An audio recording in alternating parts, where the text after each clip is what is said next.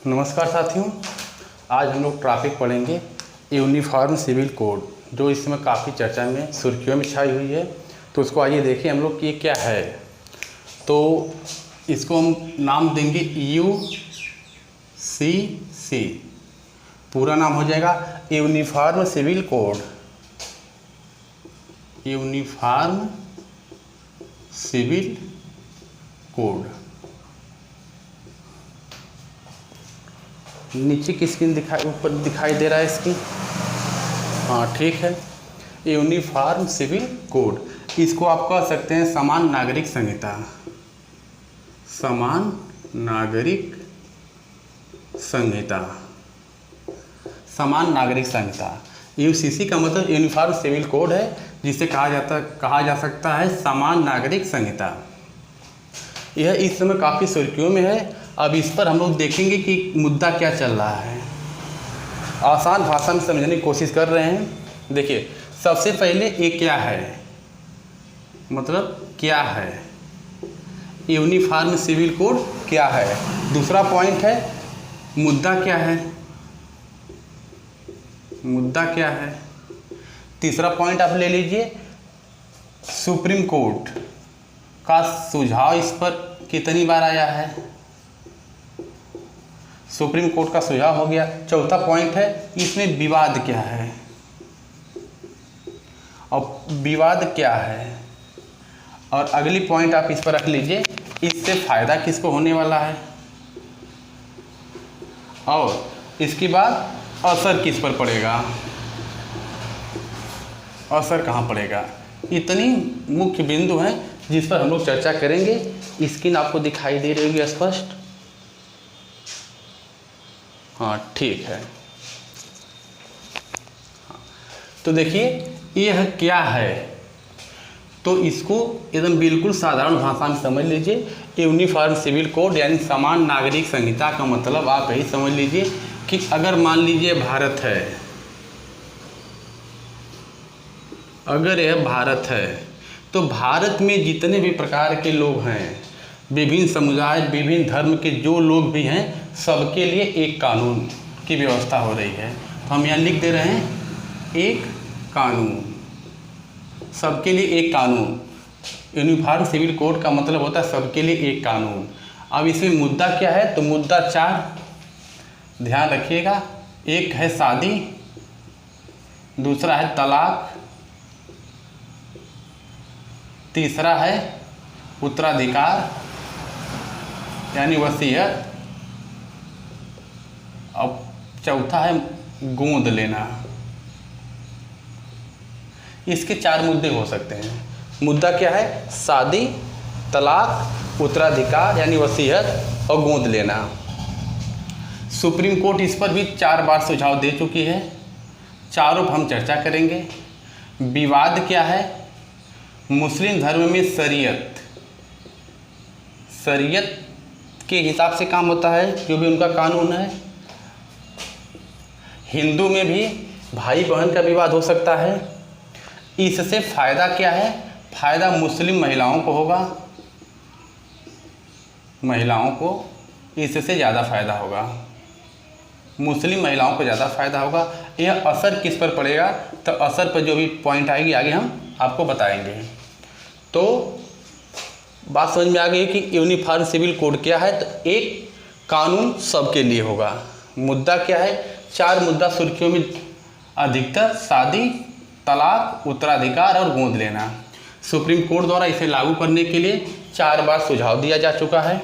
विवाद क्या है, विवाद जो शरीयत का कानून है और प्लस हिंदू धर्म में भाई बहन का भी विवाद इससे उत्पन्न होने की संभावना है। फ़ायदा क्या है, मुस्लिम महिलाओं को फ़ायदा होगा, क्योंकि सबके लिए एक कानून होगा। तो जो मुस्लिम महिलाएं एक शादी या पुरुष 4 शादी कर सकते थे, उस पर रोक लगेगी, यानी सबकी एक शादी होगी। और तलाक जो है मुंह से नहीं होगा बल्कि कोर्ट से होगा। फ़ायदा हो गया। असर किस पर पड़ेगा, तो असर के लिए भी पर्सनल लॉ पर असर पड़ सकता है, शरीयत पर प्रभाव पड़ेगा, लैंगिक समानता पर प्रभाव पड़ेगा। इस पर हम चर्चा करेंगे। तो आइए इस पर हम लोग विचार करें। इसका मेन थीम जो है हम इधर आपको लिख के इसको बता दिए हैं। अब इसी पर हम लोग बारी बारी चर्चा करेंगे आखिर में यह सुर्खियों में क्यों आया। तो देखिए, अगर ये भारत है तो भारत में यूनिफॉर्म सिविल कोड लाने की व्यवस्था हो रही है।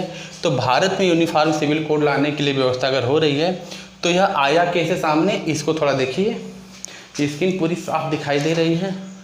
हाँ, चलिए देखिए, भारत जो है, भारत में विभिन्न प्रकार के धर्म हैं, रीति है, रीति रिवाज हैं।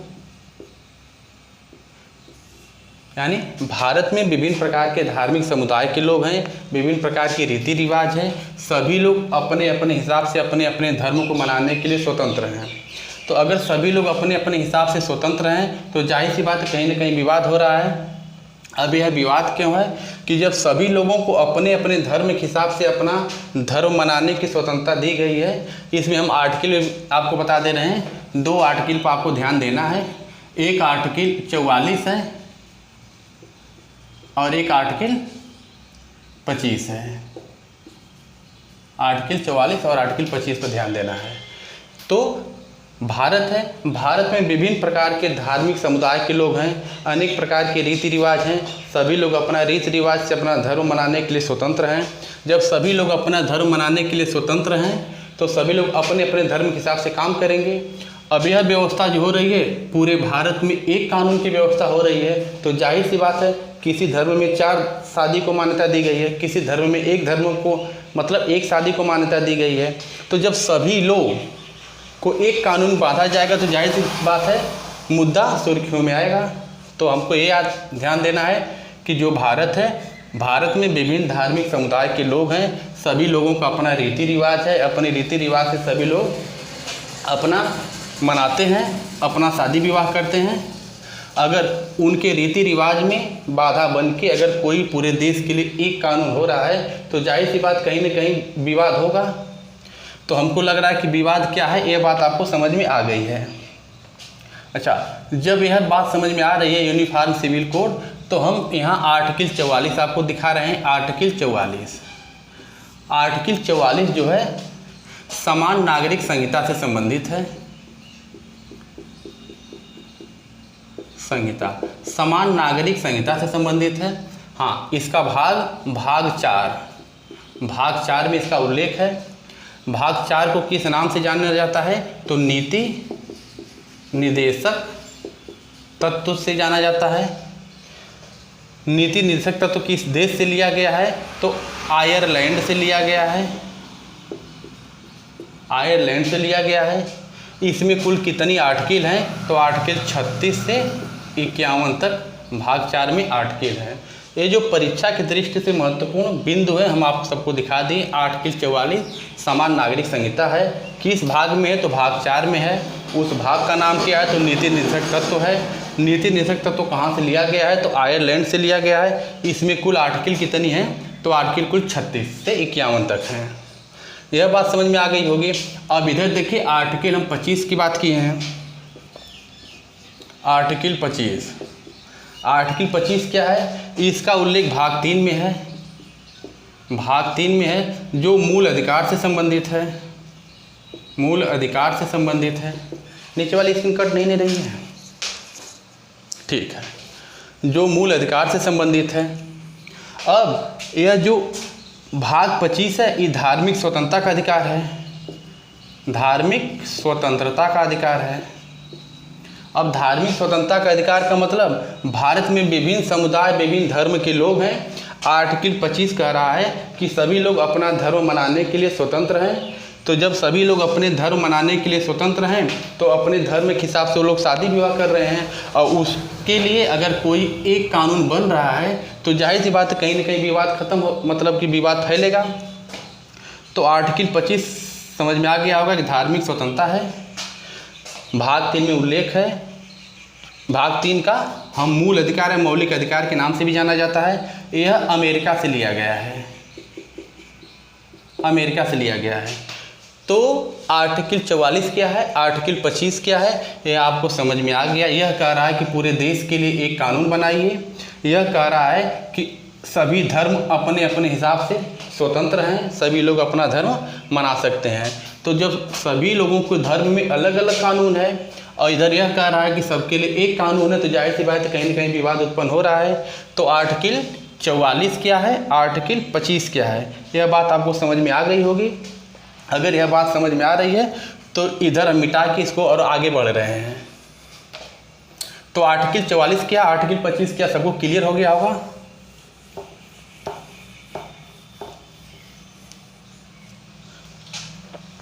अब मुद्दा इस पर है कि इस पर मुद्दा क्या है। तो मुद्दा 4 है, देख लीजिए क्या क्या है। शादी, कोई धर्म एक शादी को मान्यता दे रहा है, कोई धर्म 4 शादी को मान्यता दे रहा है। तो जब सबको एक किया जाएगा तो यानी सभी लोगों को एक शादी करनी होगी, कोई भी 4 शादी नहीं कर सकता है। तो शादी का मुद्दा होगा तलाक। यूनिफॉर्म सिविल कोड आने से तलाक सिर्फ कोर्ट के द्वारा ही दिया जा सकता है, साक्ष्य प्रस्तुत करने पर। इससे पहले धर्म के हिसाब से क्या होता था, मुंह से बोल देने पर भी तलाक हो जाता था। तो तलाक वाली बात समझ में आ गई होगी। उत्तराधिकार यानी वसीयत, हिंदू धर्म में पुत्री को उत्तराधिकार नहीं था, सिर्फ पुत्रों को था। अब जाहिर सी बात है यह नियम आने से पुत्रियों को भी हो जाएगा, तो भाई बहन के बीच विवाद उत्पन्न हो सकता है। और गोद लेने की प्रथा सभी धर्मों में अलग अलग थी, अब सबको एक ही नियम के हिसाब से गोद लेने की व्यवस्था होगी। तो मुद्दा समझ में आ गया होगा कि शादी क्या है, तलाक क्या है, उत्तराधिकार क्या है, गोद क्या है। एक बार और देख लीजिए। शादी, कुछ धर्म कहते हैं कि सिर्फ एक शादी होगी, कुछ धर्म कहते हैं कि नहीं, पुरुष 4 शादी कर सकता है, 5 शादी कर सकता है। तो अगर भारत है, भारत के सभी लोग नागरिक हैं, कोई नागरिक एक शादी करने के लिए बाध्य है, कोई नागरिक 5 शादी करने के लिए है, तो जाहिर सी बात तो एकता तो दिखाई नहीं दे रही है। तो इस कानून के हिसाब से शादी विवाह में भी एकता होगी। तलाक में, हिंदू में तलाक देने के लिए बहुत समस्या होती थी, मुसलमानों में सिर्फ मुंह से बोल देने से तलाक हो जाता था। तो जाहिर सी बात है अब तलाक सिर्फ मुंह से बोलने से नहीं होगा, यह तलाक होगा कोर्ट के माध्यम से, वो भी साक्ष्य प्रस्तुत करने पर। उत्तराधिकार, हिंदू धर्म में पुत्रियों को उत्तराधिकार नहीं माना जाता था, यानी उत्तराधिकार हमेशा नहीं मिलता था। इस कानून के आने से पुत्रियों में भी उत्तराधिकारी का मामला आ जाएगा, यानी वो भी वसीयत में भाग लेंगे, उनका भी वसीयत में हिस्सा होगा। अब जाहिर सी बात है भाई बहन है, भाई का हिस्सा बहन का भी हिस्सा हो जाएगा, तो जाहिर सी बात है भाई बहन का रिश्ता नहीं रह जाएगा, कुछ न कुछ विवाद उत्पन्न होगा। गोद लेना, सभी लोग एक हिसाब से एक ही कानून के हिसाब से गोद लेंगे। तो हमको लग रहा है इसका मुद्दा क्या है, शादी, तलाक, उत्तराधिकार और गोद। यह बात समझ में आ गई होगी। अब इस पर सुप्रीम कोर्ट का सुझाव क्या है समझ में आ गया होगा। सबके लिए एक कानून होगा। मुद्दा क्या है, 4 मुद्दा हम बता दिए, बात समझ में आ गई होगी। अब हमको सुप्रीम कोर्ट वाला देखना है। सुप्रीम कोर्ट 4 बार सुझाव दे चुकी है। वह 4 बार सुझाव कब कब दी है, एक दी है 1985 में शाहबानो केस में, शाहबानो केस 1985 में। दूसरा सुझाव दी है सरला मुदुगल केस में 1995 में। तीसरा सुझाव दी है जान बलवंत केस में, यह 2003 में। और चौथा सुझाव दी है सायरा बानो केस में 2017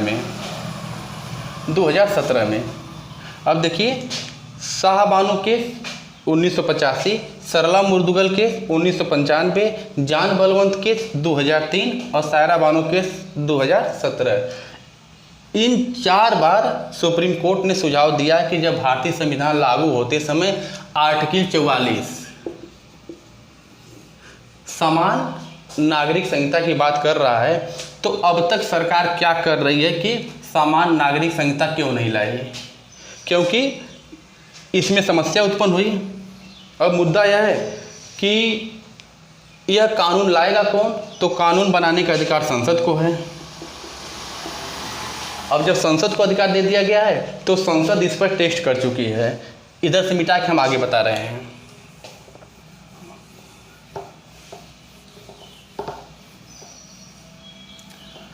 संसद में इस पर टेस्ट किया जा चुका है। यह टेस्ट मतलब यूसीसी पर टेस्ट संसद में हो चुका है प्राइवेट बिल पास करके, प्राइवेट बिल पास करके। मतलब संसद में यूनिफॉर्म सिविल कोड को लेकर इस पर टेस्ट हो चुका है प्राइवेट बिल पास करके। अब प्राइवेट बिल, सरकारी बिल का मतलब संसद में दो प्रकार के बिल पेश किए जाते हैं, एक सरकारी एक प्राइवेट। अगर मंत्री बिल पेश करता है तो सरकारी बिल होती है, और मंत्री के अलावा अन्य कोई अगर बिल प्रस्तुत करता है तो उसे प्राइवेट बिल कहते हैं। तो प्राइवेट बिल के हिसाब से यूसीसी को संसद में पेश करके इस पर विचार किया जा चुका है, टेस्ट किया जा चुका है, कोई विवाद नहीं हुआ है। तो प्राइवेट बिल क्या है, सरकारी बिल क्या है, ये आपको समझ में आ गया होगा। अगर इतनी बात आपको समझ में आ रही है तो हम आपको आगे बता रहे हैं कि इस पर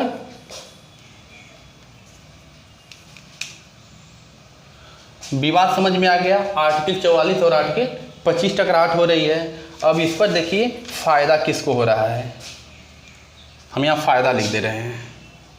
फ़ायदा किसको होगा? तो फ़ायदा इसमें मुस्लिम महिलाओं को होगा। मुस्लिम महिलाओं को फ़ायदा, इसमें मुस्लिम महिलाओं को फ़ायदा होगा। क्या होगा? जो तलाक की प्रताड़ना झेलती थी अब वो तलाक की प्रताड़ना नहीं झेलेंगी। वो अभी जैसे मुस्लिम महिला एक शादी कर सकती थी, पुरुष 4 शादी कर सकते थे, तो जाहिर सी बात है जब दोनों एक शादी करेंगे तो इसमें समानता आएगी। तो फ़ायदा हो गया मुस्लिम महिलाओं को। अगली पॉइंट आएगी कि इससे असर किस पर पड़ेगा। तो हम इसको मिटा रहे हैं, आपको असर किस पर पड़ेगा इसको बता रहे हैं। देखिए असर कहाँ कहाँ पड़ रहा है, इसका असर कहाँ पड़ेगा। तो असर में पहली पॉइंट है, पहली पॉइंट में आपका पर्सनल लॉ पर संकट आएगा। पर्सनल लॉ पर संकट आएगा। दूसरा पॉइंट आपका कह रहा है शरीयत को चुनौती मिलेगी। शरीयत को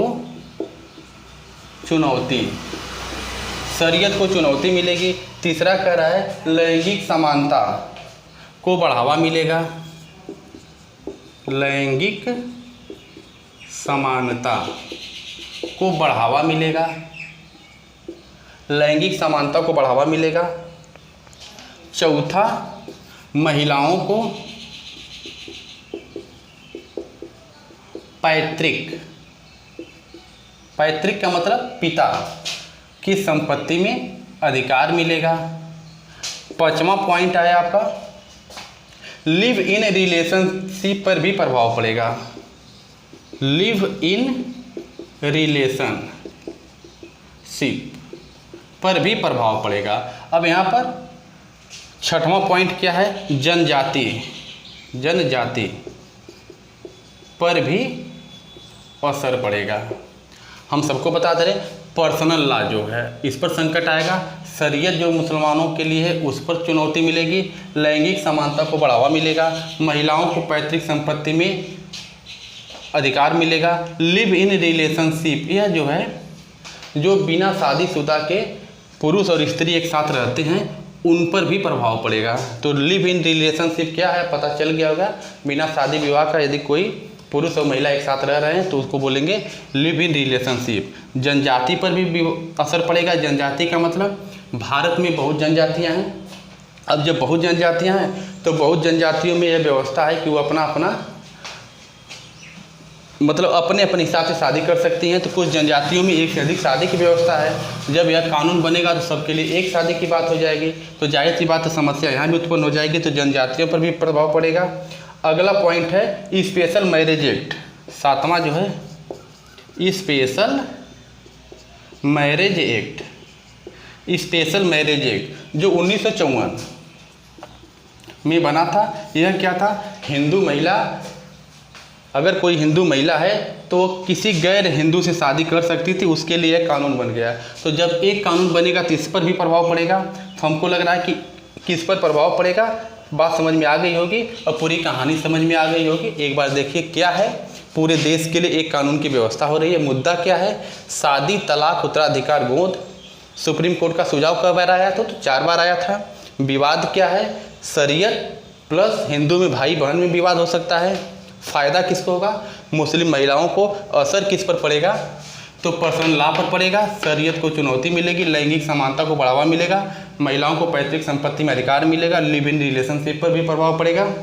इसको हम बताए हैं कि बिना शादीशुदा अगर पुरुष और महिला एक साथ रह रही हैं तो उनको लिव इन रिलेशनशिप कहेंगे। जनजातियों पर भी असर पड़ेगा, क्योंकि बहुत जनजातियाँ ऐसी हैं जिसमें एक से अधिक शादी करने की व्यवस्था है, तो इस पर प्रभाव पड़ेगा। स्पेशल मैरिज एक्ट जो 1954 बना था कि एक हिंदू महिला गैर हिंदू से शादी कर सकती है, उस पर भी प्रभाव पड़ेगा। तो यूनिफॉर्म सिविल कोड क्या है, मुझको लग रहा है आपको समझ में आ गया होगा। आगे मिलेंगे दूसरे वीडियो के साथ, तब तक के लिए धन्यवाद।